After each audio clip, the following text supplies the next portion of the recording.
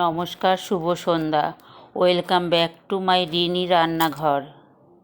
আজকে আমি তোমাদের জন্য নিয়ে এসেছি একটা রান্না, সেটা হচ্ছে কাঁচা লঙ্কা দিয়ে মুরগির মাংস।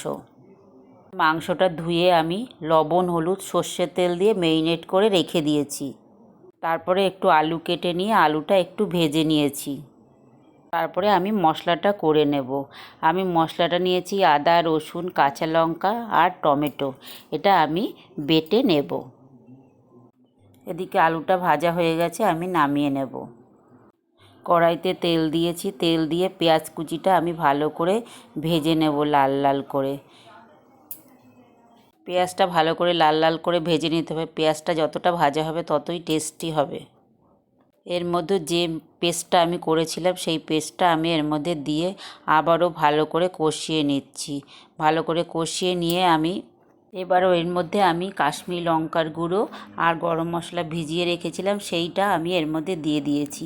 গরম মশলা এখন দিয়েছি কারণ গরম মশলাটা এখন দিলে উগ্র গন্ধটা হবে না মাংসের, তাই আমি গরম মশলাটা আগে দিয়েছি।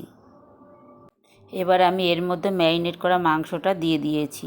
ম্যারিনেট করা মাংসটা দিয়ে এবারও ভালো করে আস্তে আজে ভালো করে আমি নাড়াতে থাকবো।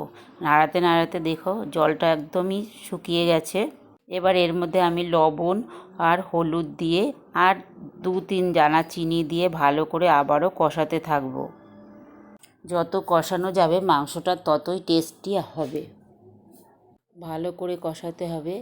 এখনও আমি কষিয়ে যাচ্ছি, তোমরা দেখতেই পাচ্ছ কত সুন্দর লাগছে দেখতে। তোমরাও এইভাবে করবে বন্ধুরা। আমার কষানোটা হয়ে গেছে, তোমরা দেখতেই পাচ্ছ কত সুন্দরভাবে জলটা শুকিয়ে নিয়েছে। মশলাটা একদম পুরো কষা কষা হয়ে গেছে। এবার এর মধ্যে আমি অল্প একটু জল দিয়ে, আমার কষানোটা হয়ে গেছে, এবার আমি অল্প একটু জল দেব। জল দেওয়ার পরে আমি যে 4 পিস আলুর টুকরো ছিল ভাজা, সেই আলুর ভাজাটা এর মধ্যে দিয়ে দিয়েছি। দিয়ে দেওয়ার পরে এবার আমি ঝোলটাকে ফুটতে দেব। আলুটাও সিদ্ধ হবে, আমার মাংসটাও সিদ্ধ হয়ে যাবে।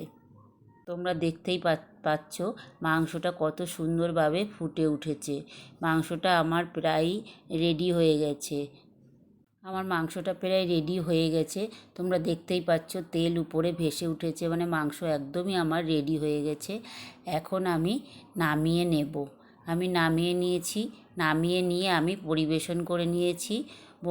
তোমরা দেখে বলো আমার পরিবেশন করাটা কেমন হয়েছে আর আমার রান্নাটা দেখতে কেমন সুন্দর হয়েছে, সেটা তোমরা আমাকে অবশ্যই করে জানাবে। আর তোমরা আমার চ্যানেলটা যারা এখনও সাবস্ক্রাইব করোনি বা তোমরা দেখে উঠতে পারোনি, অবশ্যই দেখে একটু সাবস্ক্রাইব করে দেবে।